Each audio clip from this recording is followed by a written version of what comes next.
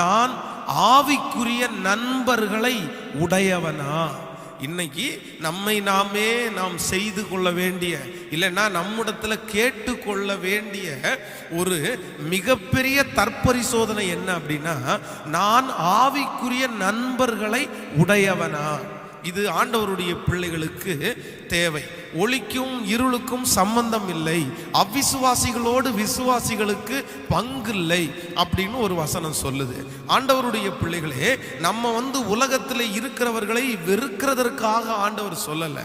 ஆனா உலகத்தில் இருக்கிற நண்பர்களை நம்ம சம்பாதித்து கொள்ளணும்னு பைபிள் சொன்னாலும், ஒரு தேவனுடைய பிள்ளையினுடைய வாழ்க்கையில அவர்களை சுற்றி இருக்கிற ஆவிக்குரிய நண்பர்கள் அவசியம், மிக தேவை. இந்த ஆவிக்குரிய நண்பர்கள் இல்லை அப்படின்னா வெகு சீக்கிரத்தில் நிறைய பேர் விழுந்து போயிடுவாங்க. நன்றாய் கவனிங்க. ஆவிக்குரிய நண்பர்கள் என்ற உடனே நீங்க வெறும் சர்ச்சுக்கு வர்றாங்க, அவங்க சர்ச்சில் பைபிள் வாசிக்கிறாங்க, அவங்க பாட்டு பாடுறாங்க, அதனால அவங்களோட நான் ஃப்ரெண்ட்ஷிப் வச்சிருக்கிறேன் அப்படின்னு சொல்லிட முடியாது. ஒரு நபர் பாட்டு பாடின உடனே ஒரு நபர் சர்ச்சில் அவர்களுடைய உள்ளான வாழ்க்கை எப்படி இருக்குன்னு சொல்ல முடியாது. ஒன்று நினைத்து கொள்ளுங்க, நீங்கள் ஆவிக்குரிய நண்பர்களை வச்சிருக்கிறீங்கன்னா, நீங்க வச்சிருக்கிற அந்த ஆவிக்குரிய நபர் உங்களை விட ஒரு படி மேலதான் இருக்கணும்.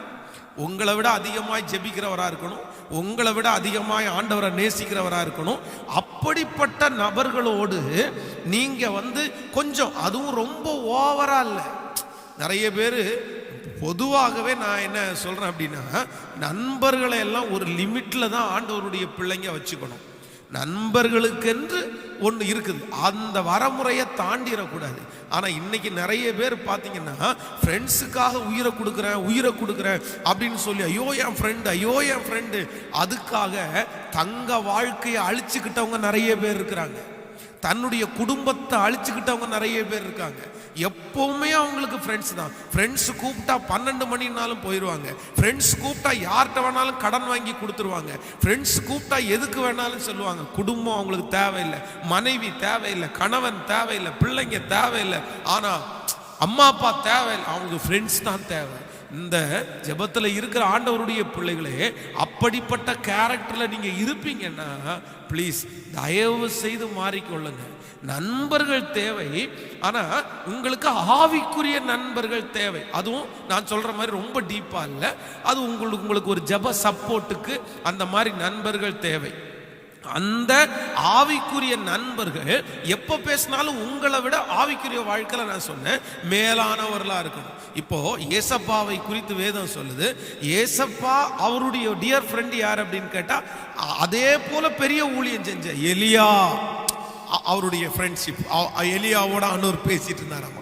அப்ப பாத்தீங்கன்னா ஆவிக்குரிய வாழ்க்கையில மேலானவர்களை தான் ஆண்டவருடைய பிள்ளை வச்சுக்கணும். நான் ஒரு ரொம்ப தமாசான ஒரு காரியத்தை உங்களுக்கு சொல்லுறேன். ரொம்ப ஒரு சின்ன வயசு, இந்த சின்ன வயசுல நான் இந்த சினிமா எல்லாம் எங்களுடைய ஊர்ல எங்கேயாவது இடத்துல அந்த டிவி வச்சிருப்பாங்க. அதன் மூலமாய் இந்த சினிமா எல்லாம் பார்க்குற பழக்கம் உண்டு. இது ரட்சிக்கப்படுறதற்கு முன்பாக, ஞான ஸ்நானம் எடுக்கிறதற்கு முன்பாக அந்த சின்ன வயசுல. அப்போ அந்த சினிமால எல்லாம் வர்றது அதிகமாக காதல் தான், அந்த காதல் காரியங்கள் தான் வரும். உடனே மனசுக்குள்ள, அதை ஓப்பனா சொல்றேன், மனசுக்குள்ள இந்த அந்த சின்ன வயசுல, அறியாத வயசு அது அப்படின்னா என்னன்னு தெரியாது. எங்களுடைய வீட்டு பக்கத்தில் இருக்கிற ஒரு சின்ன அந்த பொண்ணை பார்த்த உடனே அந்த பொண்ணை நேசிக்கணுன்ற ஒரு எண்ணம் வருது.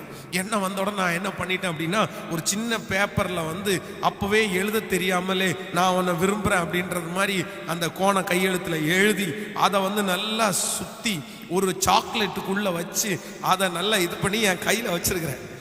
கையில் வைக்கும்போது நானும் என் ஃப்ரெண்டு 2 பேரும் சேர்ந்து தான் சர்ச்சுக்கு போவோம். அப்போது அந்த சர்ச்சில் நடக்கிறதெல்லாம் நாங்கள் பேசிகிட்டே இருப்போம். இது தப்பு, பெரிய தப்புன்னு தெரியாட்டாலும் என் கையில் அந்த இது இருக்குது. இருந்தோடனே என்கிட்ட அவன் கேட்டான், என்னடா கையில் வச்சுருக்க அப்படின்னு கேட்டான். நான் சொன்னேன், சும்மாடா சாக்லேட் வச்சுருக்கிறேன் அப்படின்னு. எதுக்காக வச்சிருக்கிற நீ கையில் இவ்வளோ பத்திரமா வச்சிருக்கிற?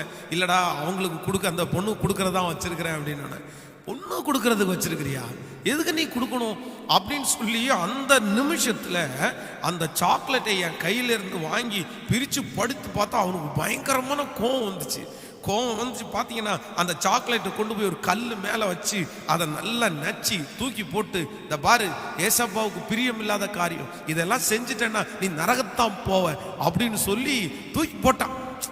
ஆனால் எனக்கு இன்றைக்கு நினைக்கும் போது அது அறியாத வயசு தெரியாத வயசு அப்படின்னாலுமே இன்னைக்கு நான் நினைக்கும் போது இன்னைக்கு அவன் அந்த என்னுடைய ஃப்ரெண்டும் ஒரு பாஸ்டராக இருக்கார். அவன் நல்ல ஊழியம் செஞ்சுட்டு ஆண்டவருக்காக ஒரு நல்ல ஊழியக்காரராக அவர் இருக்கிறாரு. அப்போ இன்னைக்கு நினைச்சா கூட சந்தோஷமா இருக்குது. நண்பர்கள் இருந்தா அப்படிதாங்க இருக்கும். நல்ல நண்பர்களை வச்சுக்கணும், ஆவிக்குரிய நண்பர்களை வச்சுக்கணும். ஸோ இன்றைக்கு இருக்கிற தற்பரிசோதனை ஆவிக்குரிய நண்பர்களை உடையவர்களா. நிறைய பேர் மணிக்கணக்காக ஃபோனில் பேசுவாங்க. பேசும்போது அந்த அந்த ஊழியக்காரரை குறிச்சு குறை, இந்த ஊழியக்காரரை குறிச்சு குறை, இந்த விசுவாசியை குறிச்சு குறை, அந்த விசுவாசியை. இதெல்லாம் ஆவிக்குரிய நண்பர்களா? சொல்லுங்க, ஆவிக்குரிய நண்பர்களா? இன்னைக்கு உள்ள செய்தி நல்லா இருந்துச்சு, இன்னைக்கு ஆண்டவர் ஏன் கூட பேசினார், இது ஒரு ஆவிக்குரிய நண்பர்கள். இன்னைக்கு ஜெபம் பண்ணியா, இது ஒரு ஆவிக்குரிய நண்பர்கள். இன்னைக்கு என்ன வசனம் வாசிச்ச, ஆண்டவர் உங்க கூட என்ன பேசினாரு, இது ஒரு ஆவிக்குரிய நண்பர். ஆனா நான் சொல்றேன், மற்றபடி குறை பேசுறவங்களும் பல மணி நேரங்கள் ஏதோ ஒரு ஜோக்க பேசுறவங்களும் உங்களுக்கு ஆவிக்குரிய நண்பர்களாய் வரவே முடியாது. தயவு செய்து, இது நான் உலகம் வேணான்னு சொல்லலை, உலகத்தில் இருக்கிற யாரையுமே அண்டாதீங்கன்னு சொல்லலை. எல்லாரும் தேவைதான். நம்ம அவங்களெல்லாம் பத்திரமா வச்சுக்கணும். யாரையுமே நம்ம இழந்துடக்கூடாது. தப்பா யாரையும் இழந்துடக்கூடாது. அவங்களுக்குன்னு ஒரு வரைமுறை இருக்குது, அவங்கள்ட்ட ஷேர் பண்றதுக்குன்னு ஒரு சிலது தான் இருக்குது. ஆனா நல்ல ஆவிக்குரிய நண்பர்களை வச்சிருந்தா அவங்க உங்களை நல்ல வழியிலே நடத்துவார்கள். வேதம் சொல்லுகிறது, குருடனுக்கு குருடன் வழிகாட்ட முடியாதே, இருவரும் குழியிலே விழுந்து விடுவார்களாம். இருவரும் குழியிலே விழுந்துருவாங்களாம். குருடனுக்கு குருடன் வழிகாட்ட முடியாது. ஆண்டவருடைய பிள்ளைகள் கவனமா இருக்கணும். ஸோ இன்றைக்கு இந்த தற்பரிசோதனைக்காய் ஆண்டவருடைய சமூகத்தில் ஜெபிக்க போறோம். எத்தனையோ பேர் விழுந்து போயிருக்கிறத பார்த்துருக்கிறேன். அவங்களுக்கு சரியான ஃப்ரெண்ட்ஷிப் இல்லை, ஆவிக்குரிய நண்பர்கள் இல்லாதனால அவங்க பிடிச்ச முயலுக்கு தான் 3 கால்னு சொல்லிட்டு இருப்பாங்க. இன்னும் ஆவிக்குரிய வட்டாரத்தில் கூட இருக்கிறாங்க ஆண்டவருடைய பிள்ளைகளே. பார்த்தீங்க அப்படின்னா யாரோ ஒருத்தருடைய அந்த ப்ரீச்சிங் பிடிக்குமா, உடனே பார்த்தீங்கன்னா அவங்க சொல்றதா கரெக்ட் அப்படின்னு இருப்பாங்க. அதை வசனத்தோட ஒப்பிட்டு பார்க்கவே அவங்களுக்கு தெரியாது. இல்லை இல்லை இல்லை இல்லை, ரொம்ப கவனமாக இருக்கணும், ரொம்ப கவனமாக இருக்கணும். நல்ல சாட்சி உள்ள, ஜெபிக்கிற, ஆண்டவரோட நடக்கிற, பெருமை இல்லாத அப்படிப்பட்ட நண்பர்களை ரொம்ப அதிகமாக இல்லை, லிமிட்டா உங்கள் தேவைகளுக்காக, உங்களுக்கு ஏதாவது ஒரு ஆலோசனைக்காக நீங்கள் வைத்துக் கொள்வது மிக அவசியம். இப்போ நம்மை ஒப்பு கொடுப்போம். யாரோ ஒருத்தர் எனக்கு ஃப்ரெண்ட்ஷிப் இருக்கு பாஸ்டர், மொத்தமும் தேவையற்ற ஃப்ரெண்ட்ஸ், மொத்தமும் சரியில்லாத ஃப்ரெண்ட்ஸ். நான் ஒரு சம்பவத்தை சொல்லி உங்களுக்கு செய்திக்கு நேராக கடந்து போகிறேன். ஒரு ஒரு தம்பி ஐடி சென்டரில் வேலை பார்த்துட்டு இருந்தார். திருமணமான தம்பி, நல்ல ஆவிக்குரிய தம்பி. அப்போது இந்த ஐடி கம்பெனியில் இருக்கிற அந்த சகா ஊழியம் செய்கிற ஃப்ரெண்ட்ஸ் எல்லாருமே ஒரு நாள் ட்ரிங்க்ஸ் பார்ட்டி பண்ணுறதற்காக இவனையும் கூப்பிட்டாங்க. அப்போ இவரை கூப்பிடும்போது இவர் என்ன சொன்னார் அப்படின்னா, நான் அந்த மாதிரிலாம் பழக்கம் இல்லை, எனக்கெல்லாம் அதெல்லாம் பிடிக்காது, நான் ஆண்டவருடைய பிள்ளைன்னு சொன்னார். சொன்ன உடனே அவங்க என்ன ஆலோசனை கொடுக்குறாங்கன்னா, டேய் நீ எல்லாம் ஒன்றும் தண்ணி அடிக்கிறதுக்காக நான் உங்களை சொல்லவே இல்லை, நீ ஏன் கூட வா, எங்கள் கூட நீ சும்மா ஒரு கொக்கோ கோலா சாப்பிடு, இல்லைன்னா ஒரு ஃபேண்டா சாப்பிடு, அவ்வளோதான் போதும், எங்கள் ஃப்ரெண்ட்ஷிப்புக்கு அப்புறம் என்னடா மரியாதை அப்படின்னு சொன்ன உடனே இந்த நபர் என்ன பண்ணிட்டார் அப்படின்னா, அவங்க கூட போயிட்டார். சரிப்பா நான் வரேன்னு போயிட்டார். போனவர் தவறாக எதுவும் செய்யலை, தண்ணி அடிக்கலை, அவங்களோட சேர்ந்து ஷேர் பண்ணல. ஆனால் இவர் ஒரு கொக்கோ கோலா வாங்கி இவர் குடிச்சிட்டார். ஆனால் பைபிள் சொல்லுது, துன்மார்க்கருடைய ஆலோசனையின்படி நடவாமலும் பாவிகளுடைய வழியில் நில்லாமலும் பரியாசக்காரர் உட்காரும் இடத்தில் உட்காராமலும் கர்த்தருடைய வேதத்தில் பிரியமாயிருந்து இரவும் பகலும் அவருடைய வேதத்தில் பிரியமாயிருக்கிற மனுஷன் பாக்கியவான். தியானமாயிருந்து பிரியமாயிருக்கிற மனுஷன் பாக்கியவான். ஆனால் இவர் கொக்கோ கோலா தான் குடிச்சிட்டு இருக்காரு. மற்றவங்க முழுக்க பேரும் அந்த பார்ட்டி பண்ணிட்டு இருக்கும்போது நிறைய ஃபோட்டோஸ் எடுத்துட்டாங்க.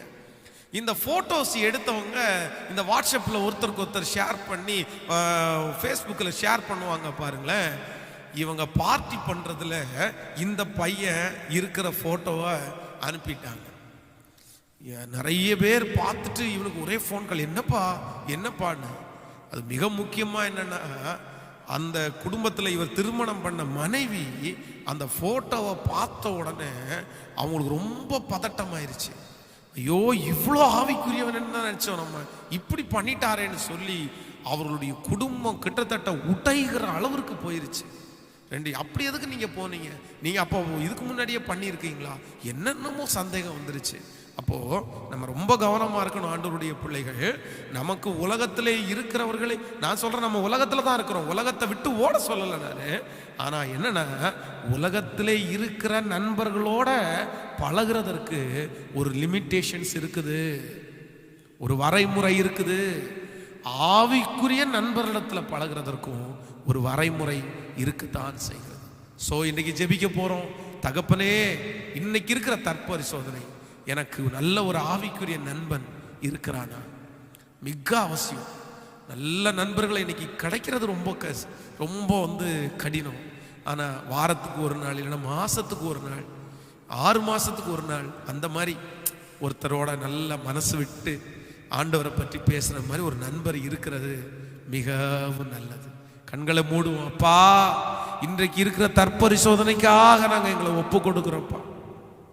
நல்ல ஜென்வின் ஆண்டவரே, உங்களோட நடக்கிற, எங்களை விட ஆவிக்குரிய வாழ்க்கையில ஒரு படி உயர்ந்திருக்கிற ஒரு ஃப்ரெண்ட்ஷிப் எங்களுக்கு வேணும்ப்பா.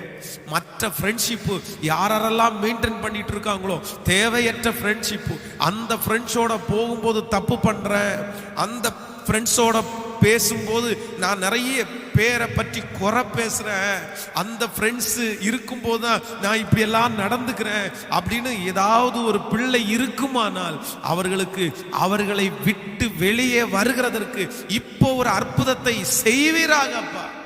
செய்யுங்கப்பா, செய்யுங்கப்பா. உங்க கிருபை கூட இருக்கட்டும்.